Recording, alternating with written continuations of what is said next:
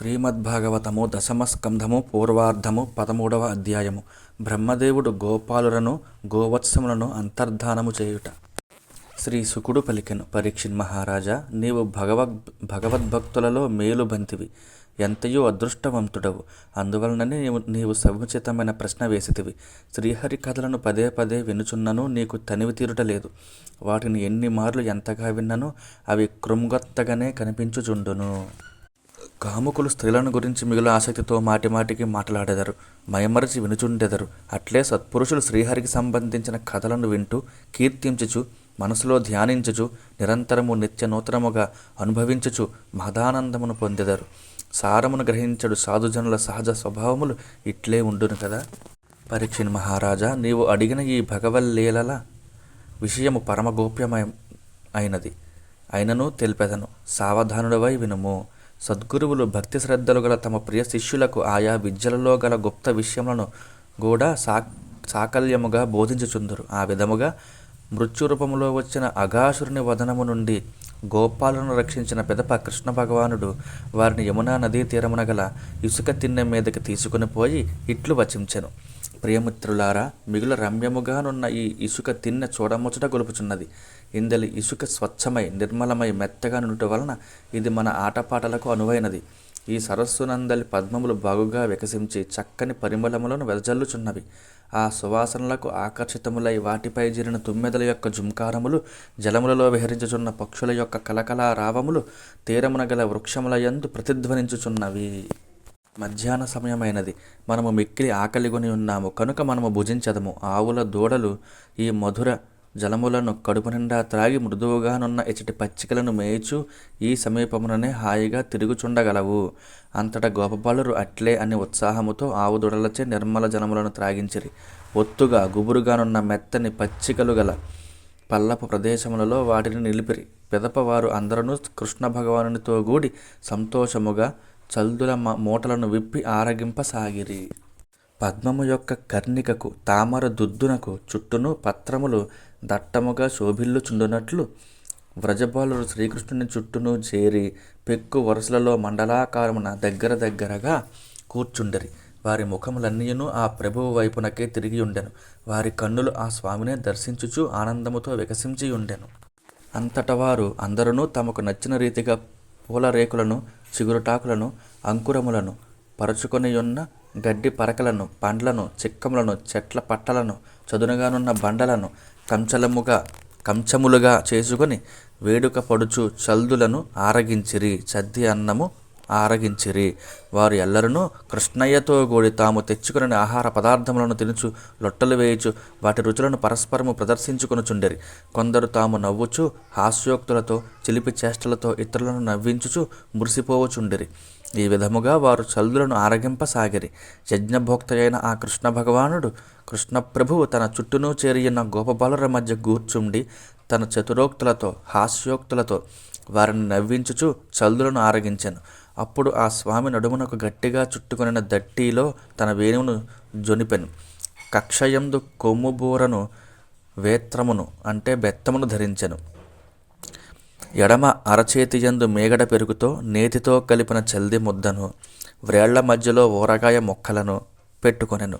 ఈ విధముగా కొనసాగుచున్న ఆయన బాల్య క్రీడలను స్వర్గలోకమునందలి దేవతలు ఆశ్చర్యానందములతో తిలకించిరి. పరీక్షిని మహారాజా, అచ్యుతుడే ఆత్మగా కలిగిన గోపబాలురు అందరూ చల్దులను ఆరగించుచు ఆనందదాయకములైన శ్రీకృష్ణ లీలయందే తన్మయులై ఉండిరి. ఇంతలో ఆవుదూడలు పచ్చని మెత్తని పచ్చికలను మేయుటకై ఆశపడుచు దూరమునున్న వనమునందు ప్రవేశించెను. దూరముగా వెళ్ళిపోయాను. గోపబాలురు తమ గోవత్సములు కనపడకుండా దూర ప్రదేశములకు వెళ్ళిపోవటను గమనించి మిగుల భయగ్రస్తులైరి. భక్తులకు అభయప్రదాత అయిన భయములను తొలగించునట్టి కృష్ణస్వామి, మిత్రులారా భయపడవలదు. మీరు చల్దులను హాయిగా ఆరగించుచుండుడు. ఇప్పుడే వెళ్ళి నేను ఆ దూడలను తీసుకుని వచ్చేదను అని పలికెను. అనంతరము ఆ కృష్ణయ్య చల్ది ముద్దను తన చేతిలో ఉంచుకొనియే కొండ సానువుల యందును, పొదరిండ్లలోను, గుహప్రదేశముల యందును తమ ఆవు దూడల కొరకు వెదగసాగెను. ఇంతకు ముందే బ్రహ్మదేవుడు ఆకాశముల నుండి కొండల వరుస వలె గొప్ప ఎత్తుగా పొడవుగా వ్యాపించి ఉన్న అగాసురునకు మోక్షము ప్రసాదించిన శ్రీకృష్ణ మహిమను గాంచి ఆశ్చర్యమునకు లోనయ్యుండెను కదా. అంతటా అతడు లీలా మానుష విగ్రహుడైన కృష్ణప్రభువు యొక్క మరి యొక్క దివ్యమైన అద్భుత మహిమను చూడదలిచెను. వెంటనే అతడు బ్రహ్మ ఆ దృష్టితో మొదట గోవత్సములను, పిదప శ్రీకృష్ణుడు దూడలను వెతుకటకై వెళ్ళిన పిమ్మట గోపబాలులను సైతము తీసుకుని వెళ్ళి వేరొక చోట దాచియుంచి తాను అంతర్హితుడు అయ్యెను. ఎంతగా వెదకినను ఆవు దూడలు కనపడకపోవుటతో శ్రీకృష్ణుడు తిరిగి నదీ తీరమున గల ఇసుక తిన్నెకడకు చేరెను. కానీ అంతవరకును చల్దులను ఆరగించుచున్న గోపబాలురు కూడా అతడ కనపడకుండిరి. అంతటా ఆ స్వామి గోవత్సముల కొరకును గోపబాలుర కొరకును అన్వేషించుచు అంతటను తిరుగసాగెను. ఆ వనమునందు ఎచ్చటను ఆవు దూడలు గాని గోపబాలురు గాని కనపడకపోవటం వలన సర్వజ్ఞుడైన ఆ ప్రభువు ఇది ఎంతయు ఆ బ్రహ్మదేవుని నిర్వాకమే అని గ్రహించెను. విశ్వ నిర్మాతయు సర్వశక్తిమంతుడును అయిన కృష్ణ పరమాత్మ గోమాతలకు, గోపాలుర తల్లులకును మరియు బ్రహ్మదేవునకును ఆనందమును చేకూర్చుటకు గాను తానే స్వయముగా గోపబాలుర రూపములను దాల్చెను. ఆయనే ఆవు దూడల్లాగా అదేవిధంగా గోపబాలురలాగా రూపములు దాల్చెను. సర్వసమర్థుడైన శ్రీకృష్ణుడు తాను తలుచుకునినచో గోవత్సములను గోపబాలురను వెంటనే తీసుకుని రాగలడు. కానీ అట్లా నచ్చినచో బ్రహ్మదేవునకు శ్రీకృష్ణుని మాయా ప్రభావం బోధపడదు, అతడి మోహము తొలగదు. అంతేగాక తాను సృష్టికర్త అయిన దురభిమానము ఆయనను వీడదు. అందులకై శ్రీకృష్ణుడు ఈ ప్రక్రియను చేపట్టెను.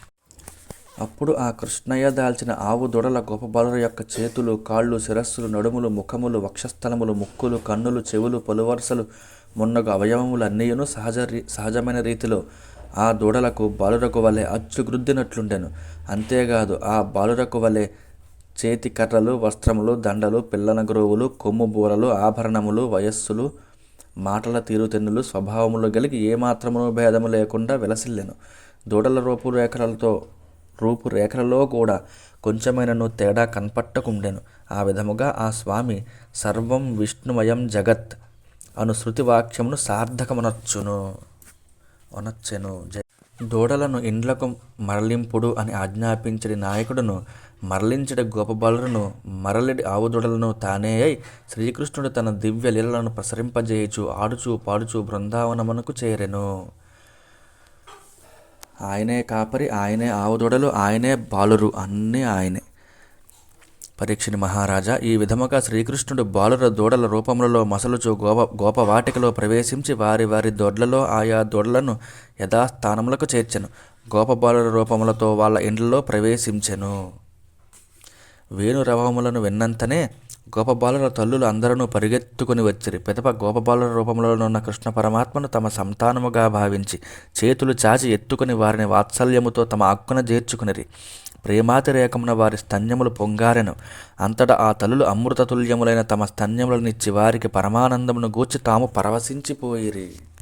పరీక్షిని మహారాజా, ఆ గోపభామినులు సంతోషము నిండారుచుండగా తమ అనుంగు సుతులకు తలంట్లు పోసి సుగంధ లేపనములను అలదిరి. వస్త్రములతో ఆభరణములతో అలంకరించిన పిదప భ్రూమధ్యమున రక్షాతిలకములను దిద్ది వారికి కమ్మని పదార్థములతో భోజనములు పెట్టి లాలించిరి. అప్పటి ఆ గోపాంగనల ముద్దు మురిపెములు అపూర్వములు. ఈ విధముగానే చిన్ని కృష్ణుడు ప్రతిదినము సాయం సంధ్యా సమయముల యందు గోపబాలుర రూపములలో ఇండ్లకు చేర్చు తన బాల్య చేష్టలచే ఆ తల్లులను మురిపింపజేయుచుండెను. ఆ విధముగానే శ్రీకృష్ణుడు గోవత్సముల రూపములలో గోష్టములలో అంటే గోవుల కొట్టములలో ప్రవేశించి అంబారవములొనర్చుచు అంబా అంటూ గోవుల కడకు త్వరగా చేరుచుండెడివాడు. అంతట గోమాతలను తమ దూడలను చూడగని ఆనందముతో ప్రతిరవములనొచ్చుచు వాత్సల్యముతో వాటిని నాకుచుండెడివి. తమ పొదుగుల నుండి స్రవించుచున్న క్షీరములను కుడుపుచుండెడివి. ఇట్లే ప్రతిదినము తమ శిశువులు తమను చేరినంతనే గోవులకును గోపాంగనలకును వారి ఎడ మాతృభావము ఎప్పటికంటేను ఎక్కువగా ఇనుమడించుచుండెను. ఆ కారణముగా ఆవులను గోపవనితలను తమ శిశువులను మమకారముతో లాలించుట జరుగుచుండెను. శ్రీకృష్ణుడు గోవత్సముల వలె గోపబాలుర రీతిగా ప్రవర్తించుచు పుత్రభావమును ప్రదర్శించుచున్నను ఆ తల్లుల ఎడ ఎట్టి మోహమును కలిగియుండక లీలామాత్రుడై ప్రవర్తించుచుండెను. బ్రజవాసులందరికీ తమ బాలురపై కృష్ణలీలా శిశువులపై ప్రేమానురాగముల లతలు దినదినాభివృద్ధి చెందుచు అల్లుకొని పోవుచుండెను. వారి వాత్స్యములకు అవధియే లేకుండెను. ఇంత ఏల శ్రీకృష్ణుని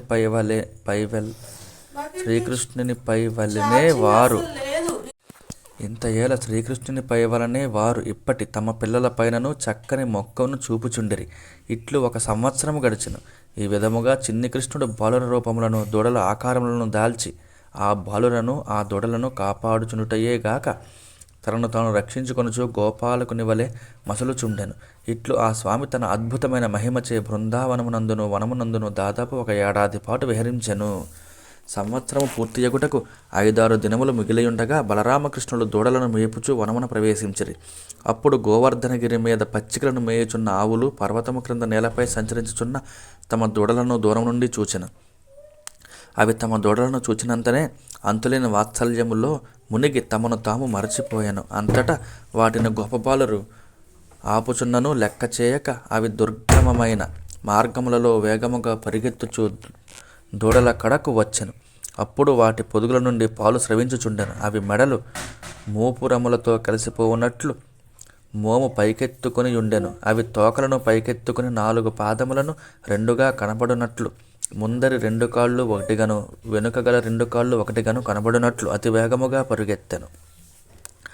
మరల దూడలను ప్రసవించిన ఆవులు గోవర్ధనగిరి క్రింది భాగమున మేయుచున్న తమ దూడల సమీపమునకు చేరి ఆతృతతో వాటికి పాలియసాగాను. అప్పుడు అవి తమ దూడలను మృంగుచున్నవా అన్నట్లు ఆ దూడల యొక్క ఒక్కొక్క అంగమును అంతులేని ఆప్యాయతతో గబగబ నాకుచుండెను.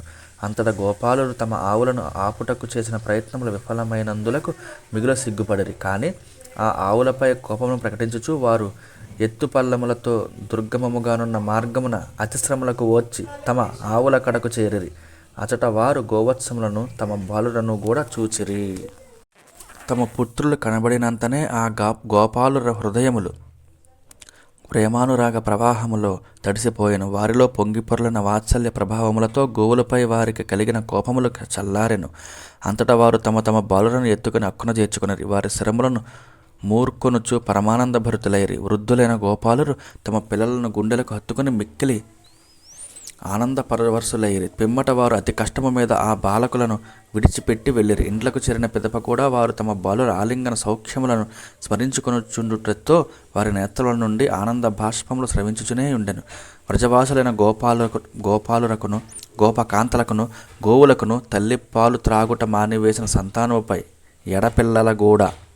ఎడపిల్లల సంతానముపై కూడా అనుక్షణము ప్రేమానురాగములు ఉత్కంఠ తహతహపాటు అధికమగుచుండుటను బలరాముడు గమనించెను. అందులకు గల కారణము బోధపడక అతడు ఇట్లు తనలో ఆలోచింపసాగాను. వ్రజవాసులకును గోపాలులకును గోపభామినులకును గోవులకును నాకును సర్వాత్ముడైన సకల ప్రాణులు అంతర్యామి అయి ఉండేది శ్రీకృష్ణునిపై వలనే ఈ బాలకులపై దూడలపై కూడా ఎనలేని ప్రేమ వృద్ధియగుచున్నది. ఈ అద్భుత విషయమునకు కారణమేమి కావచ్చును? నన్ను కూడా భ్రమింపజేయుచున్న ఈ మాయ ఎక్కడి నుండి వచ్చినది? దీనిని ఎవరు సృష్టించిరి? దేవతల, మానవుల, లేక అసురుల? ముమ్మాటికిని ఇతరులది కానే కాదు. ఇది నా ప్రభువైన శ్రీకృష్ణుని మాయయే యగుట తథ్యము. కానిచో ఇతరులకు నన్ను మోహితుని చేయగల సామర్థ్యం ఎక్కడిది? ఇటుల బాగుగా ఆలోచించిన పిదప బలరాముడు తన జ్ఞానదృష్టి ద్వారా చూచెను. అప్పుడతడు అచటి ఆవుదుడల యందును తన వయస్సుకు చెందిన గోపబాలుర యందును శ్రీకృష్ణునే ఆ వైకుంఠవాసునే దర్శించెను. అంతటా బలరాముడు, ఓ ప్రభు, వీరు లోకపాలకులు కారు, మహర్షులు కూడా కారు. వేరువేరుగా ఉన్న గోపబాలురలో మరియు ఆవు దూడలలో అన్నింటి యందు నీవే భాసిల్లుచున్నావు. సర్వము నీవే ఎట్లు అయితివి? ఈ విషయమును గూర్చి వివరించి చెప్పుమని బలరాముడు అడిగాను. అందుకు శ్రీకృష్ణుడు జరిగిన వృత్తాంతమును సంక్షిప్తముగా బలరామునకు చెప్పెను. పరీక్షిత్ మహారాజా, అంతలో బ్రహ్మదేవుడు సత్యలోకము నుండి బృందావనమునకును వ్రజభూమికి ఏతించెను. బ్రహ్మలోక కాల ప్రమాణమును అనుసరించి అప్పటికి 1 క్షణ కాలము గడిచియుండెను. కానీ భూలోక ప్రమాణమును బట్టి 1 సంవత్సరము గడిచిపోయాను. ఈ సంవత్సర కాలములో కృష్ణుడు మునుపటి వలనే గోపబాలులతో గోవత్సములతో కూడా విహరించుచుండటను బ్రహ్మదేవుడు గమనించెను. అంతటా బ్రహ్మదేవుడు ఇట్లనుకొనెను, గోకులమున గల సమస్త బాలులను ఆవు దూడలను నా మాయా ప్రభావమున గుహలోనే శయనించి ఉన్నారు. ఇంతవరకును నేను వారిని ఆ వత్సములను నిద్రావస్థ నుండి మేల్కొలపలేదు. నా మాయచే మోహితులైన గోపబాలులను గోవత్సములను ఆ గుహలోనే ఉండిరి. కాని అదే సంఖ్యలో ఆ రూపములే గల గోపబాలురు ఆవు దూడలు శ్రీకృష్ణునితో కూడి 1 సంవత్సరము పాటు అచట క్రీడించుచున్నారు. ఇదెట్లు సంభవము? బ్రహ్మ అచట గుహలో నిద్రించుచున్న పిల్లలను దూడలను, ఇచట బృందావన సమీపమున విహరించుచున్న గోపబాలురను గోవత్సములను చూచెను. పిమ్మట అతడు ఎంతోసేపు ధ్యానమగ్నుడై జ్ఞానదృష్టితో ఈ రహస్యమును తెలుసుకొనుటకు యత్నించెను. కానీ ఈ 2 బృందముల వారిలో ఎవరు నిజమైన వారు, తరువాత సృష్టించబడిన వారు ఎవరు అను విషయము ఆయనకు ఎంత మాత్రమునో బోధపడకుండెను. శ్రీ మహావిష్ణువు శ్రీకృష్ణుడు సకల లోకములను తన మాయలో ముంచివేయుచుండును. కానీ తాను మాత్రము ఎవరి మాయలకును ఎంతటి మాయలకును లోనుగాడు. జై శ్రీహరి. అట్టి శ్రీహరిని శ్రీకృష్ణుని మోహమున బడవేయుటకు యత్నించిన విధాత కడకు తానే మోహితుడయ్యాను. పగటిపూట మినుగురు పురుగు కాంతి తేలిపోవును. ఘోర రాత్రి వేళ పొగమంచు చీకటిలో కలిసిపోయి అదృశ్యములగును. అట్లే శ్రీ మహావిష్ణువుపై శ్రీకృష్ణునిపై ఎవరు ఎట్టి మాయలను ప్రయోగించినను అవి నిర్వీర్యములేయగను. అంతేగాక ప్రయోగించిన వారి ఔన్నత్యమును సామర్థ్యమును కూడా దిగజార్చును. బ్రహ్మదేవుడు ఇట్లు ఆలోచించుచు చూచుచుండగానే గోవత్సములను ఆ గోపబాలులను శ్రీకృష్ణుని రూపములోనే కనిపించసాగిరి. వారందరూ మేఘశ్యామ వర్ణములతో తేజరిల్లుచు పచ్చని పట్టు వస్త్రములతో విరాజిల్లుచుండిరి. వారు అందరూ తమ చతుర్భుజములయందు శంఖ చక్ర గద పద్మములను ధరించియుండిరి. వారి శిరములయందు చక్కని కిరీటములు, కన్నములయందు వెలుగులను చిమ్ముచున్న కుండలములు, కంఠములయందు మనోహరములైన హారములు, వనమాలలు శోభిల్లుచుండెను. వక్షస్థలములయందు శ్రీవత్స చిహ్నములతో తేజరిల్లుచున్న వారి యొక్క బాహువులయందు గల భుజకీర్తుల కాంతుల మనోజ్ఞములు. వారి మణికట్టుల యందు రత్నములు పొదిగిన కంకణములు శంఖాకృతిలో మెలమెల మెరియుచుండెను. కాళ్ళయందలి అందెలు కడియములు శోభాయమానములయ్యుండెను. వారు నడుములయందు ధరించిన బంగారు సూత్రములు, వ్రేళ్లయందు దాల్చిన ఉంగరములు చక్కని కాంతులీనుచుండెను. నఖశిఖ పర్యంతము గల వారి సర్వాంగములను పుణ్యాత్ములైన పరమభక్తులు అర్పించిన కోమలములైన నవ్య తులసి మాలలతో అలరారుచుండెను. వెన్నెల వలె స్వచ్ఛములైన చిరునవ్వుల కాంతులతోనూ రాగరంజితములైన క్రీగంటి చూపుల శోభలతోనూ విరాజిల్లుచున్న ఆ కృష్ణ స్వరూపులు సత్వరజో గుణములను స్వీకరించి సృష్టి కార్యక్రమమును నెరపుచు తమ భక్తుల కోరికలను ఈడేర్చుచు వారిని పాలించుచున్నట్లు విలసిల్లుచుండిరి. అప్పుడు బ్రహ్మదేవుడు తన వలనేయున్న మరి ఒక బ్రహ్మదేవుడు మొదలుకొని తృణము వరకు సకల చరాచర ప్రాణులు ఆకృతులను దాల్చి నృత్యములతోనూ గానములతోనూ వివిధములకు పూజా విధానములతోనూ వేర్వేరుగా ఆ స్వామి యొక్క రూపములను అన్నింటినీ ఉపాసించుచున్నట్లు గమనించెను. అనిమ మహిమాది సిద్ధులను, మాయా ప్రభృతి విభూతులను, శక్తులను, మహత్తు మున్నగు 24 తత్వములను మూర్తిమంతములై ఆకారములను దాల్చి వారి చుట్టూను చేరి ఉపాసించుచుండెను. ప్రకృతి యందు క్షోభను గూర్చునట్టి, పరివర్తనను కలిగించునట్టి కాలము, దాని పరిణామమునకు కారణమైన స్వభావము, వాసనలను జాగృతమునొచ్చునట్టి సంస్కారములు, కోరికలు, కర్మలు, విషయములు, వాటి ఫలములు అన్నియు ఆకారములను దాల్చి ఆ లీలాకృష్ణులను సేవించుచుండెను. అప్పుడు భగవంతుని శక్తి సామర్థ్యముల ముందు ఆ కాలాదులు తమ శక్తి సామర్థ్యముల అస్తిత్వమునే ఉనికినే కోల్పోయియుండెను. బ్రహ్మదేవుడు మొదలగు దేవతలు ఈ సృష్టిలోని అన్ని జీవరాశులు శ్రీకృష్ణులుగా రూపంలోనున్న అన్ని కృష్ణ రూపముల చుట్టూ చేరి ఆయనను అర్చించుచు సేవించుచూ ఉండెను. ఆ లీలాకృష్ణులు భూత భవిష్యద్వర్తమాన కాలములకు అతీతులు. వారు అందరూ స్వయం ప్రకాశమానులు, అనంతమైన ఆనంద స్వరూపులు. వారిలో జడచేతన భేదభావములు లేవు. వారు అందరూ ఒకే రూపములను కలిగి ఉండిరి. ఉపనిషద్ద్రష్టలైన తత్వజ్ఞానుల దృష్టి కూడా వారి అనంత మహిమలను గూర్చి లేశమాత్రమును స్పృశింపజాలదు. ఈ విధముగా ఆ బ్రహ్మదేవుడు ఒకేసారి అచటనున్న వారి అందరినీ, సకల గోపబాలులను గోవత్సములను కృష్ణ పరమాత్మ స్వరూపములలో చూచెను. వారి ప్రకాశములతోడనే సమస్త చరాచర జగత్తు ప్రకాశమానమగుచుండెను. మిక్కిలి ఆశ్చర్యకరమైన ఈ దృశ్యమును గాంచి బ్రహ్మదేవుడు నిశ్చేష్టుడాయను. అతని 11 ఇంద్రియములను, 5 జ్ఞానేంద్రియములు, 5 కర్మేంద్రియములు, మనస్సు క్షోభకు గురి అయి చేష్టలు ఉడిగెను. ఆ జ్యోతి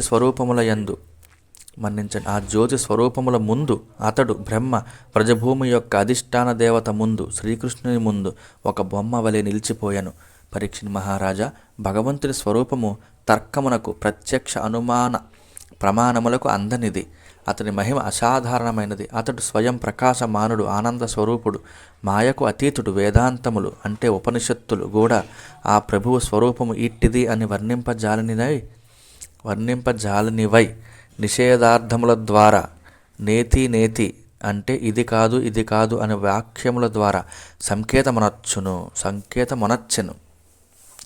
సరస్వతీనాథుడైన బ్రహ్మదేవుడు సకల విద్యలకు అధిపతి అయి ఉన్నను ఆ కృష్ణ పరమాత్మ యొక్క దివ్య స్వరూపమును ఏ కొంచెము కూడా గ్రహింపలేకపోయాను. అంతేకాదు మహిమాన్వితమైన ఆ రూపమును చూచుటకును అసమర్థుడాయను. అతని కన్నులు మూతపడెను.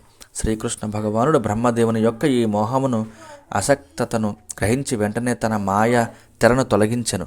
తన లీలారూపములను అనగా తాను ధరించిన గోపబాలుర యొక్క గోవత్సముల యొక్క రూపములను ఉపసంహరించుకొనెను. అంతటా మృతి చెందిన వాడు సజీవుడైనట్లుగా బ్రహ్మదేవుడు తేరుకుని అతి కష్టము మీద కన్నులు తెరచెను. అప్పుడు ఆయనకు తనతో పాటు ఈ సమస్త జగత్తు కనబడెను. అంతటా నలుదిక్కుల తేరిపార చూడగా ఆయనకు తన ఎదుట బృందావనము కనిపించెను. ఎల్లరకును ప్రీతిపాత్రమైనది ఆ బృందావనము. పత్రములతో ఫలపుష్పాదులతో ఒప్పుచు సకల ప్రాణులకును జీవనమును ప్రసాదించుచుండెడి వృక్షములతో నిండి ఆ బృందావనము కలకలలాడుచుండెను. శ్రీకృష్ణ భగవానుని లీలా భూమి ఎగుట వలన కృష్ణ పాద స్పర్శచే పునీతమైన ఆ బృందావనమునందు కోపతాపములకును కామ క్రోధ లోభాది షడ్వర్గములకును తావే లేకుండెను. తత్ప్రభావమున సహజములైన దుస్త్యజములైన వైరములను మాని అచటి మానవులు, పశువులు, పక్షులు, మృగములు మిత్రుల వలె పరస్పర ప్రేమానురాగములతో మెలగుచునుటను బ్రహ్మదేవుడు గాంచెను.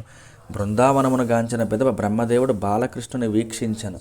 లీలావతారుడైన ఆ కృష్ణ ప్రభువు త్రిగుణాత్మకమైన విశ్వమునకు ఆధారమైనవాడు, సకల ప్రాణులకును అంతరాత్మయైనవాడు. ఆయనకు అన్యులు లేరు. అట్టి ఆ ప్రభువు అప్పుడు గోపాలుడై దూడల కొరకు వెదకుచుండెను. సర్వజ్ఞుడైన ఆ స్వామి ఏమియూ ఎరుంగని వాని వలె తోడి బాలురను పిలుచుచుండెను. అతడు కృష్ణుడు గోపాల వంశ బాలుని వలె నాట్యమునర్చుచుండెను. ఆ మహాత్ముని దృష్టిలో బాహ్యాభ్యంతరములు లేవు. అయినను ఇప్పుడు అతడు ఆవు దూడల అడుగు జాడలను అరయుచు అటునిటు సంచరించుచుండెను. అతడు మిగుల గంభీరుడయ్యును అంటే అగాధ జ్ఞాన స్వరూపుడయ్యను. ఏ మాత్రము తొనకక దొడల కొరకు ఎటునట్టు పరుగులు తీయుచున్నట్లు నటించుచుండెను. ఆ ప్రభువునకు జన్మయే లేదు. అయినను అతడు అచ్చమైన గోపాలుని రూపమున ఒప్పుచుండెను. అతడు మునిపటి వలె తన చేతిలో చల్ది ముద్దను పట్టుకొనియే ఉండెను. శ్రీకృష్ణుని చూచినంతనే బ్రహ్మదేవుడు తన వాహనమైన హంసపై నుండి భూమి మీదకు దిగెను. పిమ్మట అతడు బంగారు దండము వలె ఉన్న తన శరీరముతో ఆ స్వామికి సాష్టాంగ నమస్కారమనర్చెను. ఆ పరమేష్ఠి తన 4 శిరములపై కిరీటములు ఆ ప్రభువు యొక్క పాద పద్మములకు తాకునట్లుగా ప్రణమిల్లి ఆనందాశ్రువులతో వాటిని అభిషేకించెను. ఇంతకు మునుపు తాను దర్శించిన లీలాకృష్ణుల రూపములను, కృష్ణ మహిమను పదే పదే స్మరించుచు ఆ బ్రహ్మదేవుడు మాటి మాటికిని ఆ స్వామి యొక్క చరణ కమలములకు ప్రణమిల్లుచుండెను.